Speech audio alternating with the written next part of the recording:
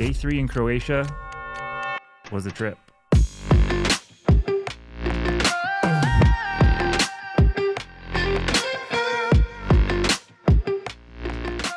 Capita team arranged everything for us, so we woke up in Split, had a great breakfast, and jumped on a boat for a great adventure.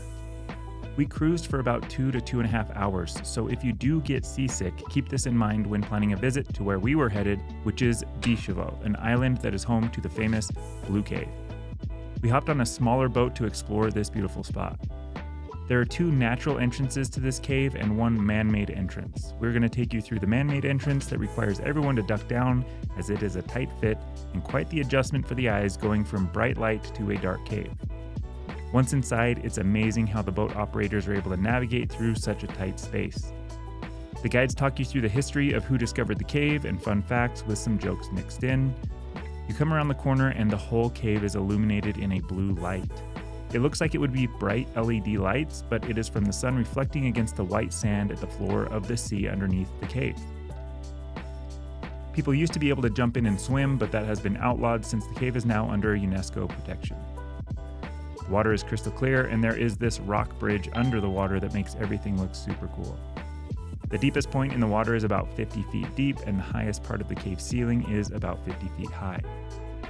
We made our way around the blue cave, making way for other boats coming in and out. Then it was time to duck our heads again as we left the cave and explored the outside against the rock cliffs.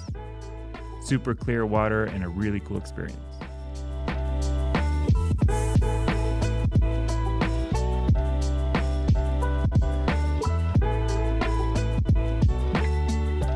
We headed back to the bigger boat before continuing our journey to the Pakleni Islands and the town of Palmijana. I'm probably pronouncing that wrong, but this is where we ate at probably the fanciest restaurant we've ever been to, and it is called Zori. It overlooks the Palmijana beach.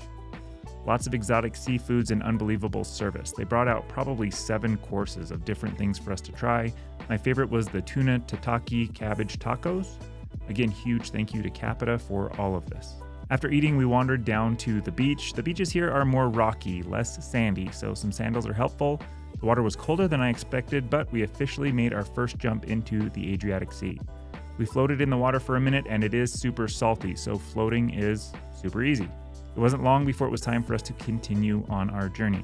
We hopped back on the boat and ended up on the island of Hvar. We spend the next couple of days here in Hvar, but it makes quite the first impression. The dock area of Hvar is so charming with shops and restaurants. Here's Caitlin posing with her Peak 45 backpack, a little subliminal product placement for anyone in Utah. In the background on that mountain is a fortress, something that we will show you in day number 4.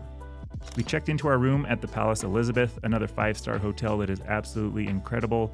Our room was magnificent, and every time we left our room and came back, we were welcomed with little gifts like chocolates, honey, or lavender packets.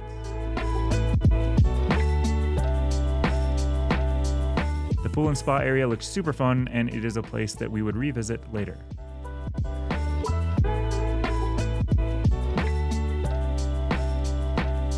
Caitlin and I settled in, relaxed for a while, and then went out to explore the town of Hvar. There's a super nice square here with shops and restaurants and where people just stroll around. It was pretty quiet and not a lot of people on this evening, but things picked up over the next couple of days. In the next video, we're going to take you to the fortress on the top of that mountain for some pretty epic views of Hvar, Croatia. Be sure to subscribe to see that video. Thank you for watching.